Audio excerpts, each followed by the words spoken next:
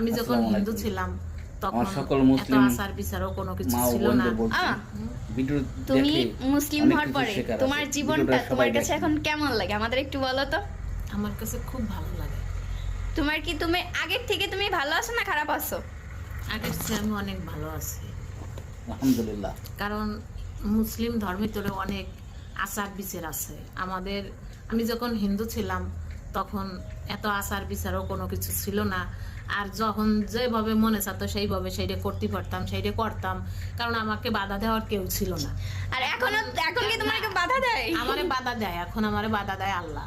আল্লাহ Right. হ্যাঁ, কিভাবে কেউ বাধা দেয়? না দিলেও আল্লাহ দেয়। কিভাবে বাধা দেয়? দেখা যাচ্ছে এক হাঁটতে গেলাম, আমি হয়তো নিজে অনেক মানে কিছুই জানি না, অনেক কিছু বললে ভুল হবে, আমি কিছুই কথাগুলো জানি শুনুন, না। শিখুন আমার সবাই। একটা মোবাইল আছে, আমি ওই মোবাইল থেকে সবকিছু শিখি। হ্যাঁ, আমি মনে শেখার ধারণ চেষ্টা করুন। করি সবকিছু, এটাই যেটাই হলো বলে ইসলাম। সেটাই শোনারও চেষ্টা করি।